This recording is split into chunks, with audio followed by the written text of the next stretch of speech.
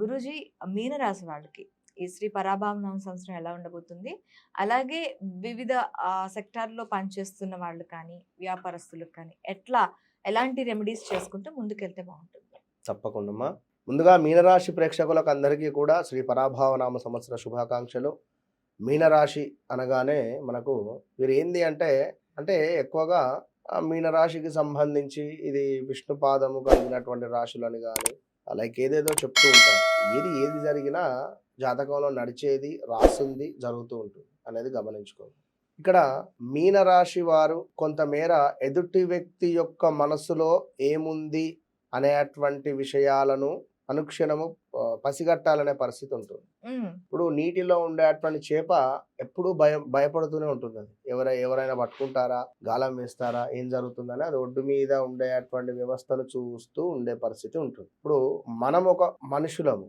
So దానికి సంబంధించింది కూడా కొన్ని ఆనవాళ్ళు ఉంటవి. ఓకే, ఇట్లా ఉంటాడు, ఇట్లా ఇది పరిస్థితి అనే విధంగా అంటే ఒక రకంగా వారు తెలియని ఇన్సెక్యూర్ అయితే ఉంటారు మీనరాశి వారు.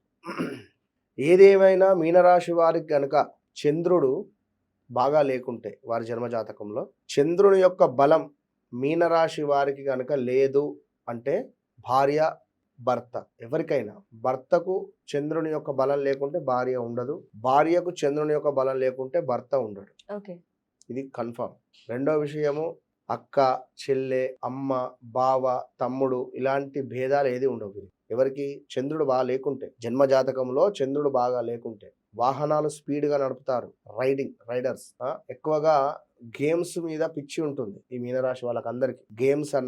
గేమ్స్ మీద ఇప్పుడు లైట్ క్రికెట్ కానీ ఏవైనా గేమ్స్ కానీ బెట్టింగ్ పెట్టాలని కానీ డబ్బులు సంపాదించాలి ఇట్లాంటివి ఉంటుంది కొంచెం. సో చంద్రుడు బాగున్నాడా లేదా అనేది వారి వ్యక్తిగత జాతకంలో చూసుకోవాలి. చంద్రుడు వేరే గ్రహంతో అంటే పాపగ్రహంతో కలిసి ఉన్నా, చంద్రుడు మేషంలో కానీ వృచ్చికంలో కానీ ఉన్నా, భరణి నక్షత్రంలో ఉన్నా కూడా అశ్విని, భరణి, కృత్తిక మొదటి పాదంలో ఉన్నట్టయితే చంద్రుడు వీరికి చాలా డేంజర్ జోన్. సో గడిచిన 2022 ఆగస్టు నుండి 2023 ఆగస్టు, 24 ఆగస్టు, 2025 ఆగస్టు మేము ఇది సాధించాము అనే విధంగా ఏది ఉండదు వీళ్ళ వద్ద. ప్రజెంట్ 2022 పాయ, 23 పాయ, 24 పాయ, 25 కూడా అయిపోయింది. ఇప్పుడు 26 కూడా వచ్చింది. ఈ ఇయర్లో ఏం చేద్దాము అన్నా కూడా ఏం ఆలోచన లేదు.